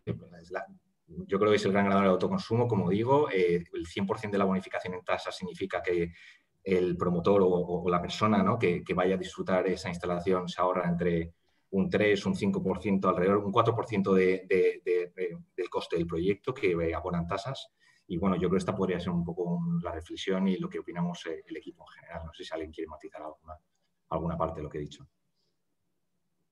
No, vamos, es eso un poco, ¿no? Yo creo que ahí el tema del autoconsumo es sin duda una de las grandes apuestas o beneficiados de la normativa autonómica que estamos comentando.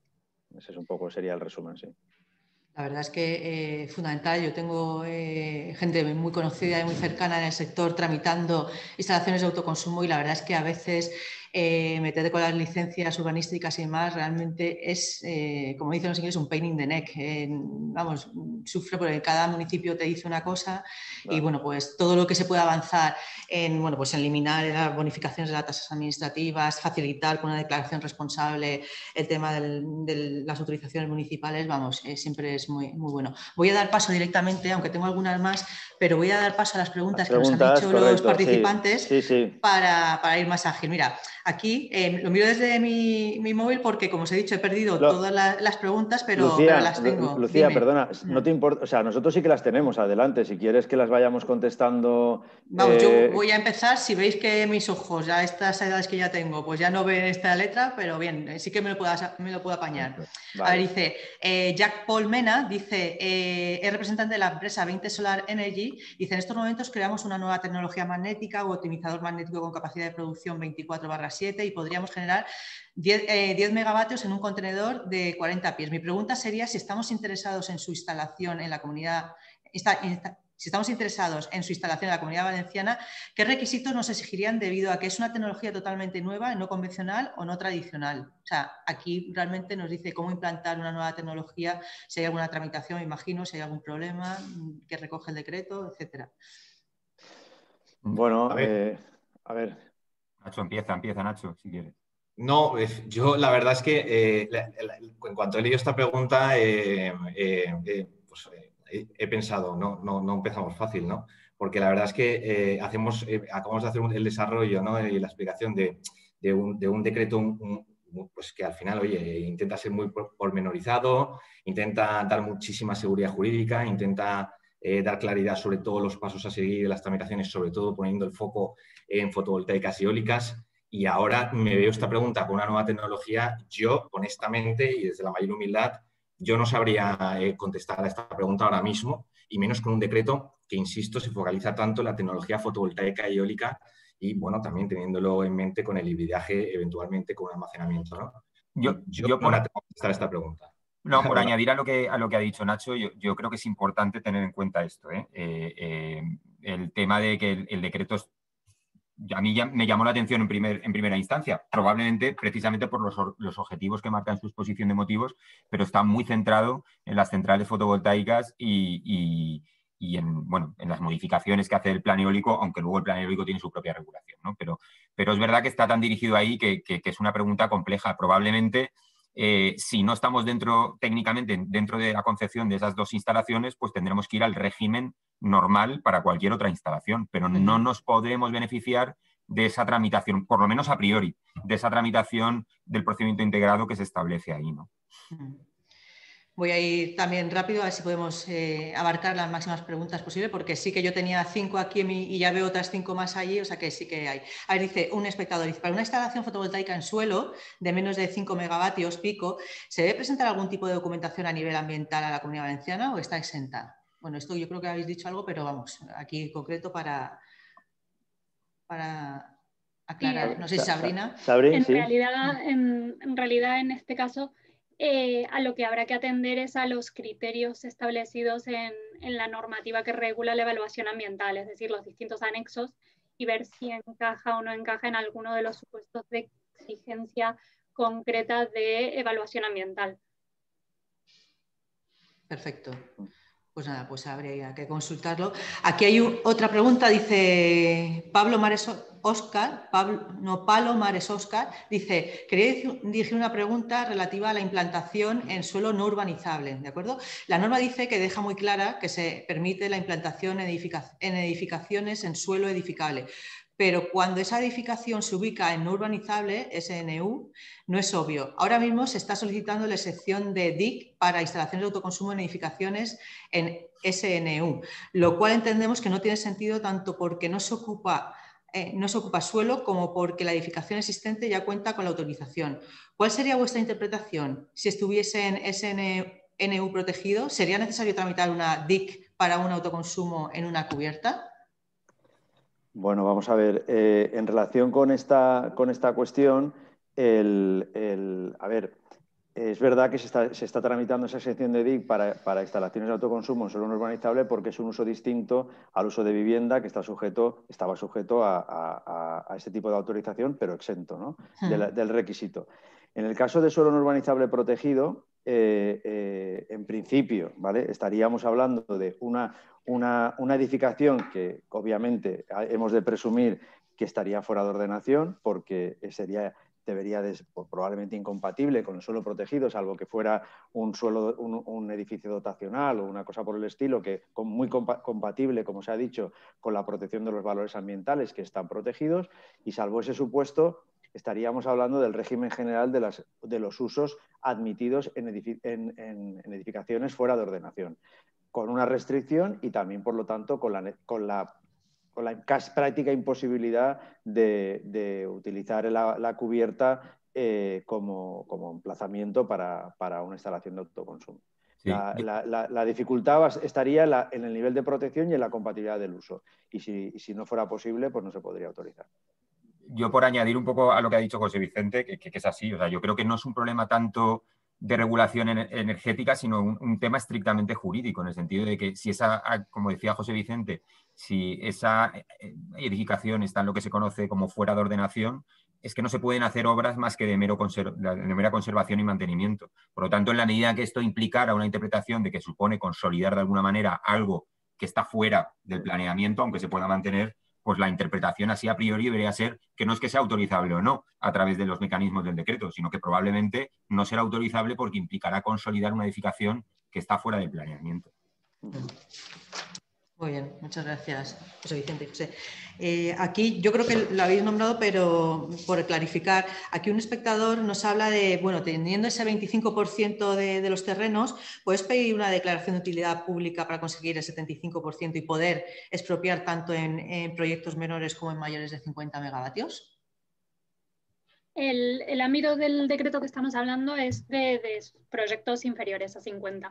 Lo que nos está diciendo la norma es que en el caso de que estemos en el procedimiento integrado, efectivamente lo que se exige es el 25% de la disponibilidad y el restante 75% sí que podría acudirse a la declaración de utilidad pública a efectos de expropiarlo.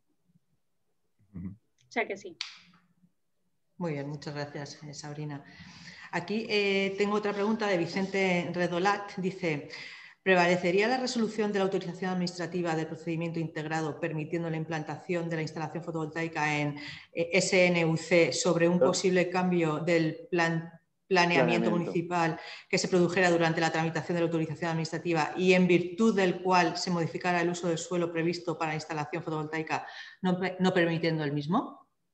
A ver, esa es una pregunta, vamos, es un supuesto muy concreto, ¿no? Pero, a ver, y complejo. Vamos a ver, yo creo que lo primero es, si uno tiene ya esa autorización de suelo no urbanizable, que por mucho que ya no se llame DIC, es una autorización de compatibilidad del uso a todos los efectos, cualquier modificación del planeamiento, en teoría, per se, no tiene por qué afectar a la vigencia de esa autorización, ¿vale? Se quedará en un régimen, como estamos hablando hace ahora un momento, del fuera de ordenación, pero podrá continuar utilizando, digamos, esa instalación al amparo de la autorización en suelo no urbanizable otorgada. Por lo tanto, en principio, si está otorgada, no le tendría que afectar. Otra cosa distinta es, y no sé a qué punto se refiere la pregunta, pero por si acaso la tratamos, es que a mí, digamos, al promotor le pille en la tramitación del procedimiento para obtener la autorización en materia de energía eléctrica y la autorización en materia de suelo no urbanizable, y en ese momento el ayuntamiento inicie una modificación del planeamiento para tratar de impedir expresamente ese uso.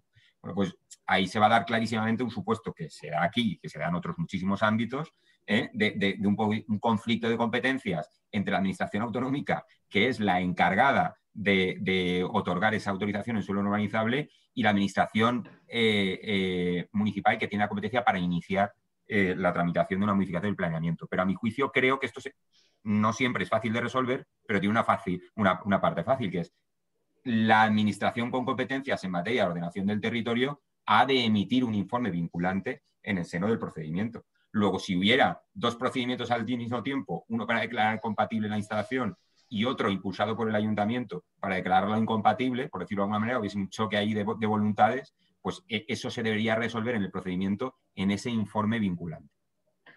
¿Vale? Perfecto, muchas gracias, José.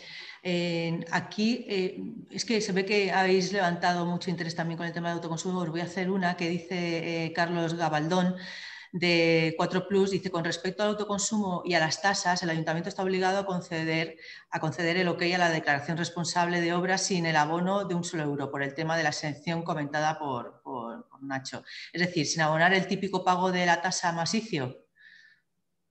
El ayuntamiento está obligado a conceder el ok a la declaración. Sí, o sea, tú emitirías la declaración responsable y ya está. O sea, el ayuntamiento no tiene que decir nada sobre esto. En el momento eventualmente en el que te inicie una inspección por cualquier historia, tú simplemente tendrás que acreditar que cumpliste este trámite, que insisto, es presentar una declaración responsable. No hay que pagar ni un solo euro, como dice Carlos, respecto a las tasas. Y bueno, la norma no dice nada respecto de los tributos, pero sí que es cierto que anima, claro, porque esto al final, yo creo que cada ayuntamiento tendrá determinada potestad en decidir esto, ¿no? Pero sobre el tributo no dice nada, o sea que sobre el tributo yo no me atrevería a entrar. Exacto, la exención que establece el decreto ley en una norma con rango de ley tiene que ver con las tasas relativas a la tramitación de estos procedimientos, ¿vale? Esas sí que estarían totalmente exentas en función de la potencia a la que se refiera cada proyecto. En materia de los impuestos no alcanza la exención que establece el decreto ley. Sí, yo creo, vamos, bajo mi experiencia es que tienen que sacar alguna normativa que indique pues, la exención del IBI, etc. Estamos en materia tributaria sujetos al principio general de reserva de ley. Correcto. Absolutamente, perfecto. Muchas gracias, Nacho y José Vicente. Aquí tengo una pregunta de Raquel Nieto. Dice que en relación con la disposición transitoria primera, indica que los procedimientos regulados en este decreto ley en trámite a su entrada en vigor se regirán por la normativa anterior. Pregunta, dice, en el caso de un proyecto que comenzó su trámite con anterioridad a la entrada en vigor de este decreto, pero que se admitió a trámite en diciembre del 2020, ¿le sería de aplicación el artículo 10, concretamente distar al menos 500 metros de recursos paisajísticos de primer orden? Pues mira, si queréis me aventuro yo, ¿vale? Pues venga, José. Porque he tenido la experiencia en otro ámbito en primera persona, ¿no? Entonces, es una pregunta difícil y además desde el punto de vista jurídico tiene bastante complejidad, por el tema de la aplicación transitoria de las normas o no. Yo en otro ámbito de actividad que existe una previsión parecida, se me ha dado el supuesto y bueno, estaba trabajado y nosotros de verdad creíamos que esa norma no podía afectar a un expediente en tramitación, ¿vale? Pero lo cierto es que se utilizó y se aplicó, ¿vale? Porque más allá de la cuestión estrictamente legal, que es un impedimento, luego esa circunstancia se puede tener en cuenta, y esa es mi experiencia, como cualquier otra, en el proceso de evaluación de impacto ambiental. Al final es un criterio que no pueda estar cerca de los 500 metros. Por lo tanto, aunque desde el punto de vista formal pudiéramos sostener que eso es así, y además yo creo que es así, pues hay que tenerlo, digamos, hay que cogerlo con pinzas y analizarlo bien, porque no se ha de descartar que por mucho que esté previsto en una norma posterior, eso no se utilice formalmente o de manera indirecta a través de la evaluación ambiental.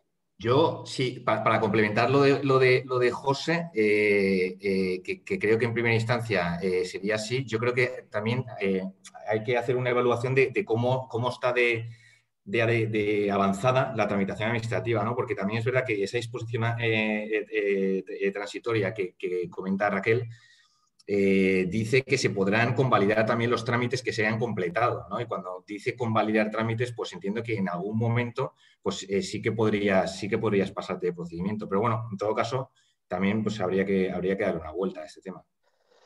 Vale, ahí yo un poco por concluir, maticemos también que una cosa son la transitoriedad en la norma de procedimiento. Correcto. Y otra cosa es la transitoriedad en los requisitos sustantivos. Por un lado, cuando estamos hablando de la separación de 500 metros a espacios o a parajes naturales, eso es una norma sustantiva que tiene una entrada en vigor en un momento determinado en el tiempo. Y como decía José, lo que no podemos descartar es que se considere como criterio de referencia a efectos de la declaración de impacto ambiental que se tiene que evacuar, ¿no? Es un criterio más que se puede tener en consideración, que normalmente no vendrá por una aplicación estricta de la norma, sino por una aplicación en su conjunto de este parámetro como criterio de referencia a la declaración de impacto ambiental.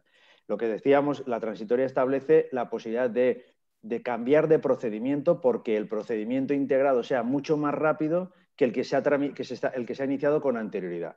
Y desde ese punto de vista se pueden convalidar los trámites en el procedimiento anterior para pasarte a esta vía rápida de procedimiento integrado y poder obtener la autorización. Pero conviene distinguir lo que es transitoriedad en el procedimiento y transitoriedad de las normas sustantivas para evitar que se pueda dar una cierta confusión por parte de quienes de todos los que estamos aquí hoy, y son dos cosas distintas que tienen juegos diferentes respecto de la propia norma.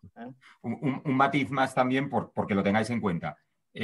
Vamos, completamente de acuerdo, y lo único es diferenciemos también las instalaciones en tramitación con aquellas que sean ampliaciones, porque también se me ha dado el paso a mí. Correcto. Y yo creo que ahí sí que estamos en una mejor posición En el sentido de, yo cuando hice la instalación no se exigía este requisito y probablemente a lo mejor en algunos casos no estaba ni a 500 metros o dentro de los 500 metros y con posterioridad, como consecuencia de la propia dinámica urbanística, desarrollo del plan general de turno, pues estoy a menos de 500 metros. Claro, eso no me puede restringir de manera como un impedimento legal la ampliación. Otra cosa es, como siempre digo, la evaluación ambiental caso por caso, con una interpretación integrada, como decía José Vicente, de todos los elementos. Pero que sea un impedimento en sí mismo, yo creo que ahí sí que podemos afirmar que no lo sería, ¿no? Porque tú ya tienes un derecho y una autorización otorgada. Fenomenal la aclaración.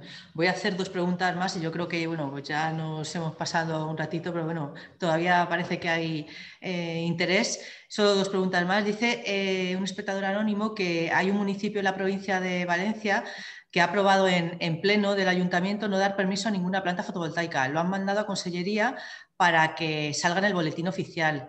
¿Pueden, porque sí, negarlo en un pleno?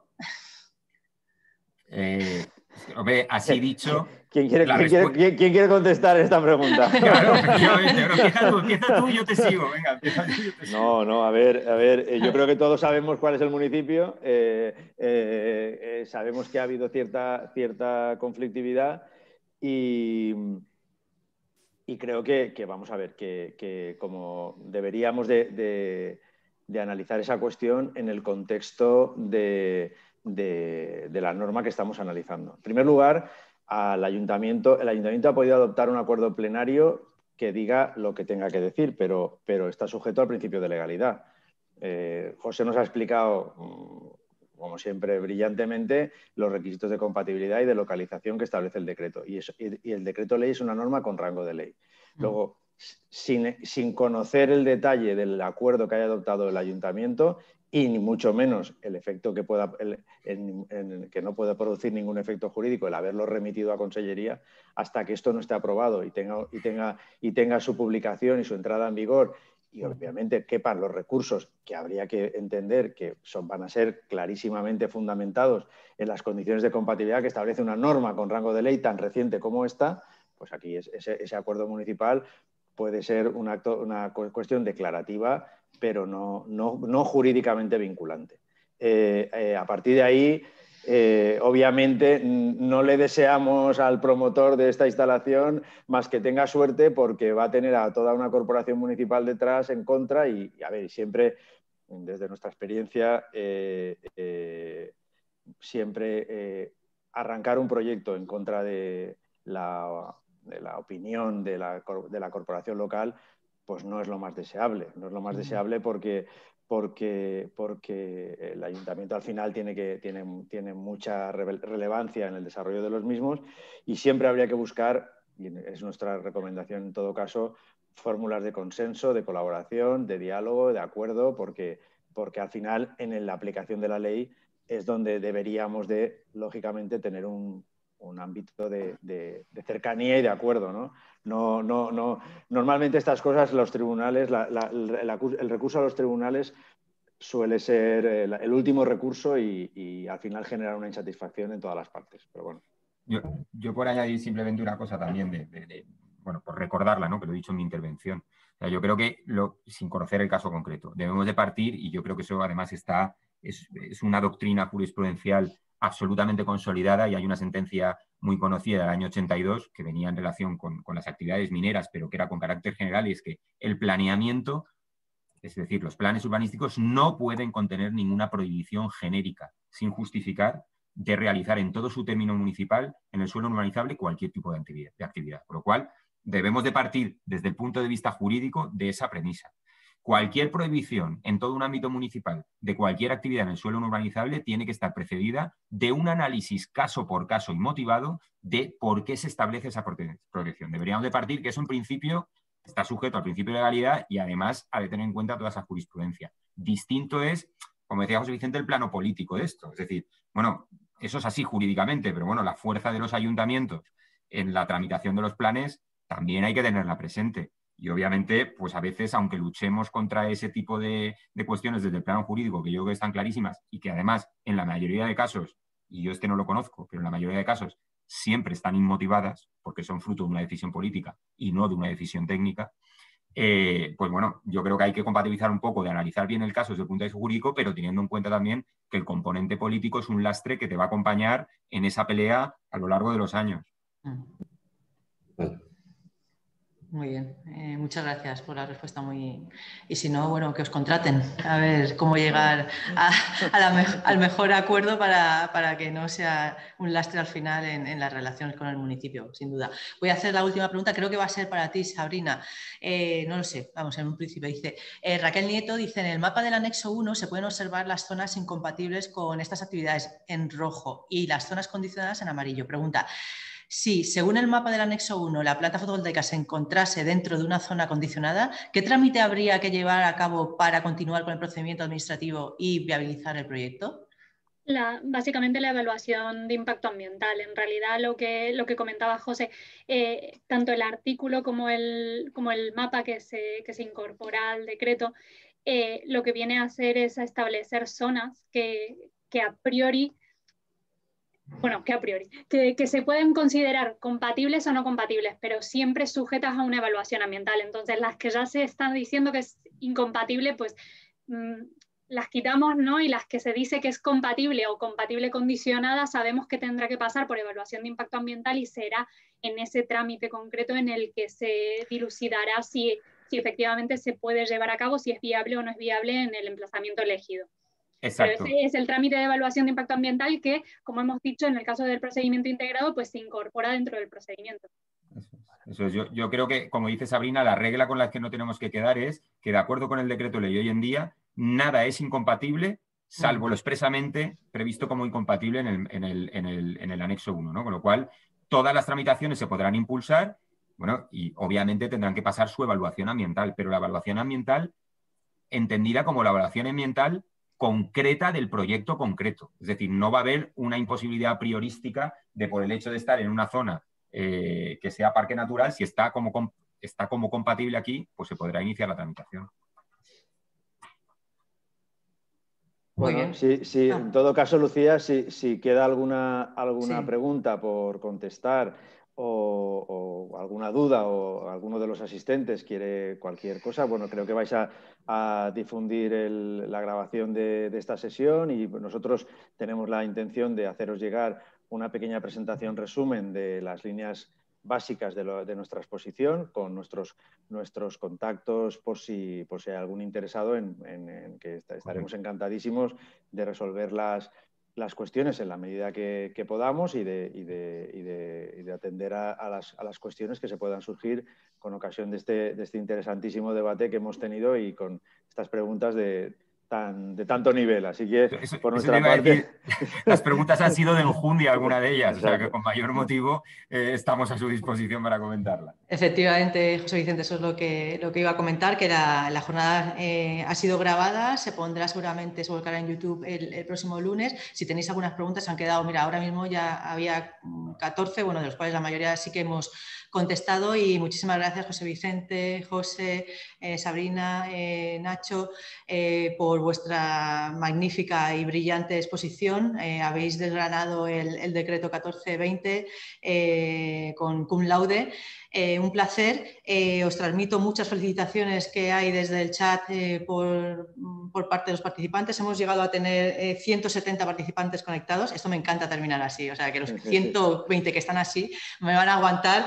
Se ha unido gente de Barcelona, Valencia, muchísimos, Ponferrada, León, Madrid, Alicante, Lleida, Sevilla, Castellón, muchos amigos, Iberdrola, Clúster de Energía, Sofos, Prodiel, KPMG, NRG Investment, Despacho Bartolomé y Briones, TUF Sud Iberia, Sparity Solar y algunos que me puedo dejar, perdonad, aquellos. Muchísimas gracias una vez más, un placer.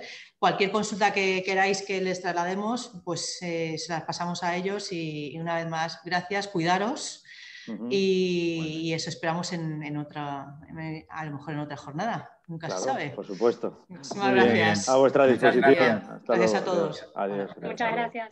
Gracias a todos.